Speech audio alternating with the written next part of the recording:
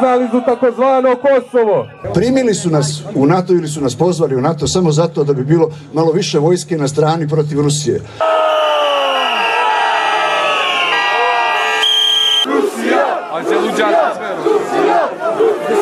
Đukanović je uveo nevidljive sankcije Rusiji, našoj majci, zaštitnici, istorijskom savezniku.